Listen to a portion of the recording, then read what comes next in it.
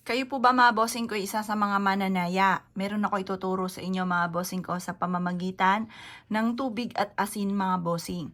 Kung mananaya ka, bago ka tumaya, gawin nyo po ito mga boss. Ngayon pa mga bossing ko, kung gagawa kayo ng ganito, masasabi ko lamang dapat kayo po may 100% na paniniwala na kung ano man ang inyo pong hangarin ay inyo itong makakamtan. Huwag nyong gagawin na kayo gagawa pero parang hindi ka naniniwala at kayo po ay lalo-lalo na ibubukan nyo pa sa inyo pong bibig na baka kayo hindi makatama. Huwag pong ganun. Dapat, laging panalo mga bossing.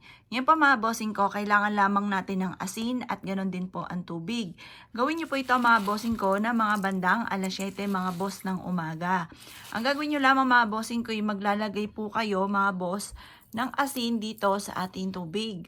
At pagkatapos ay magwi-wish po kayo. Sabihin nyo po mga bossing ko, ngayong araw na ito ay simula na ng aking pagyaman. Mananalo ako ng malaking halagang pera, mananalo na ako ng jackpot. Or kaya sa aking negosyo, ako ay magkakaroon araw-araw na malaking benta. Ganon lang po ang inyo pong gagawin mga boss. At pagkatapos, kapag po ito ay nagkapaglagay na kayo ng asin sa tubig mga bossing ko, paulit-ulitin nyo na yayaman na ako. Maraming pera ang darating sa akin. Ganon na lagi nyo sasabihin mga bossing ko ha. Huwag kang panghihinaan ng loob.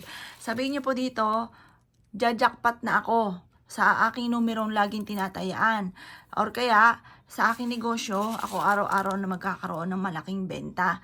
Ganon lagi ang pag-wish, huwag kang gagamit ng sana.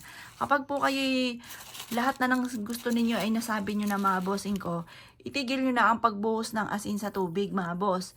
At pagkatapos ay ibabad nyo po ito sa liwanag ng sinag ng araw. Ngayon po hanggang alas 8 lang ito ng umaga. Kapag po kayo nakapaglagay na sa tubig ng asin mga bossing ko ng hanggang alas 8 ng umaga at naibabad nyo na ito hanggang alas 8 ng umaga, ay mas mainam mga bossing ko na ilagay nyo po ito mga bossing ko sa ilalim ng inyong higaan or sa likod ng pintuan ng inyong main door. Or kaya mga bossing ko ipanghugas nyo ito ng inyong pong kamay at ganoon din ang inyong paa. Ito pa mga bossing ko iaalsin ko naman ang mga kamalasan na nakakapit po sa inyong mga kamay at ganoon din sa inyong pong paa kung bakit ikaw ay lagi na lang minamalas.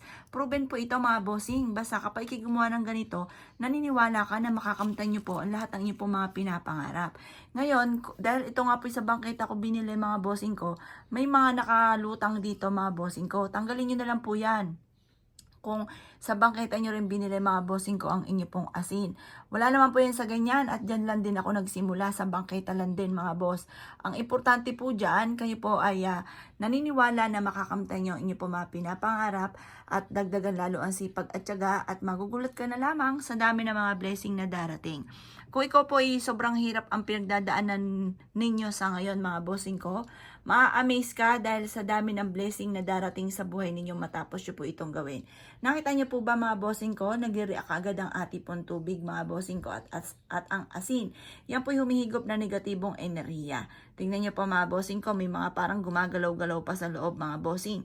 Yan po mga bossing ko, basta pag napasin ninyo na natutuyo na yung tubig, umuunti na po siya, parang madumi na ang tubig mga bossing ko, itapon nyo lamang po ito sa lababo. Buksan ang inyo pong gripo, tayaan nyo siya na makakalayo sa malayo mga boss.